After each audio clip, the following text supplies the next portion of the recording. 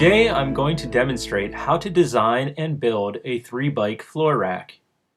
We have 7 bikes here and not a lot of storage, so I needed a way to fit a bunch of bikes into a small space without having them crushed up against each other.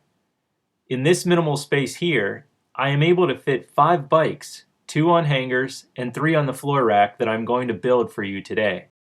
This rack is affordable, relatively simple, and should take only about 2 hours to build.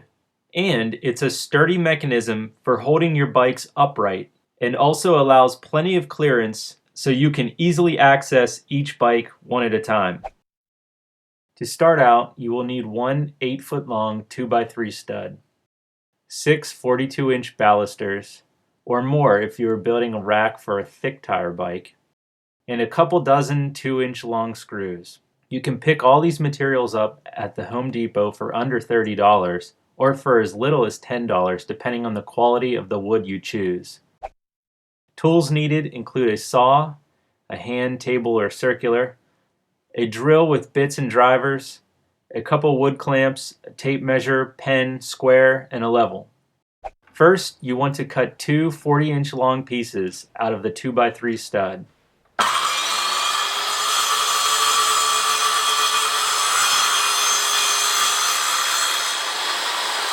Save the leftover 26 inches for later. Next, you want to cut the balusters at the 18-inch mark. This size is only adequate for road bikes with 23 to 25 millimeter wheels. I'm also including a 29er mountain bike in this rack design and will determine the length of the balusters for that specific bike later on. Now you should have 4 24-inch balusters and 4 18-inch balusters.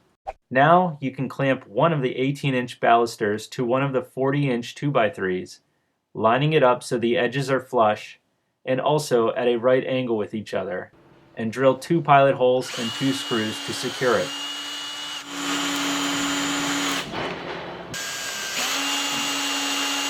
This next step is optional, but recommended if you are making multiple road bike racks. Cut an old 2x4 down as close to 1 1/8 inches as possible. Smooth it with sandpaper until it is nearly a perfect cube. This will act as a spacer for all your road bike racks that will ensure a perfect distance for the tires to fit. Clamp your spacer between the attached baluster and a second 18-inch baluster and screw that one to the 2x3. Once secured, simply remove the spacer. Now on to the vertical balusters. Take one of the 24-inch balusters and line it up vertically along the edge of the 2x3 and horizontal baluster. Clamp it to the 2x3 and check it with a level, then drive 2 screws, one through the 2x3 and the other through the horizontal baluster.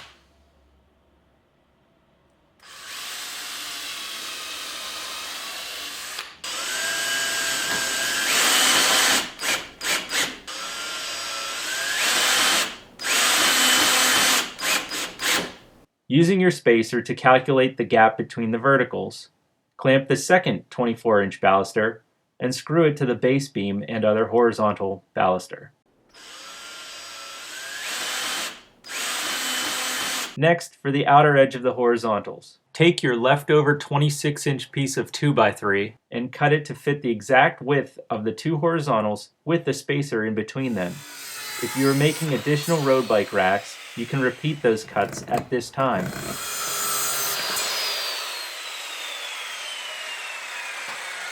Using the clamp and the spacer for guidance, fasten the 2 horizontal balusters to the floor support. The distance between the 40-inch baseboard and the outer floor support should be right around 13 inches to accommodate road bikes.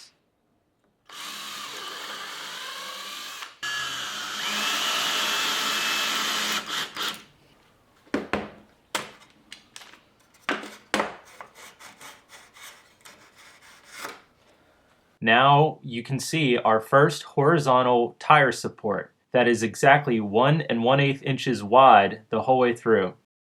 Now I'm going to repeat this entire process to build a second road bike stand on the opposite end of my baseboard. If you are only using this rack for road bikes, you can repeat this process shown as much as needed. Of course, you should center the middle bike on the baseboard as best as possible. I've designed this to allow approximately 13 inches between each of the vertical towers, which is adequate for pedal and handlebar clearance. Since I am adding a 29er to my center slot, I first need to determine the length of my horizontals. This bike is going to have to sit further away from the verticals because I need to keep my vertical balusters all at an identical height. The reason I need this is so I can fasten the second 40-inch 2x3 across the tops once I finish all 3 racks. To accomplish this, I've decided to add a small spacer between the baseboard and the horizontal balusters that essentially should result in less of the bike wheel entering through the verticals, thus allowing the top beam to clear the tire. My final piece of 2x3 was used as this spacer, meaning I had to scrounge up an old piece of scrap 2x4 to act as the outer support. Also, I could have cut my horizontal balusters to extend the entire span, but it is working fine the way that I cut them, so I will leave them as is.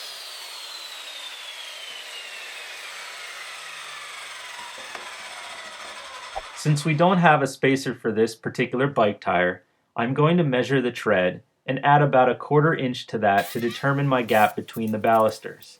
Square it, clamp it, secure it,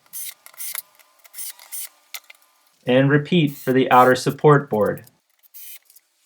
Then fasten the 24-inch verticals in place. And now we have our 3-bike rack nearly finished. The final step is to secure the other 40-inch beam across the tops of the vertical balusters, which will not only finish the wheel gap, but will also add support to the whole rack.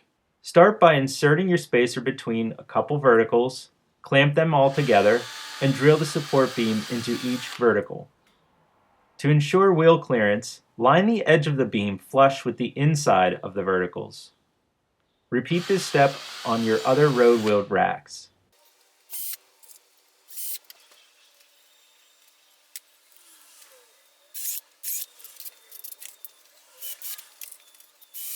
And finally, measure the distances for the 29er and secure those balusters as well.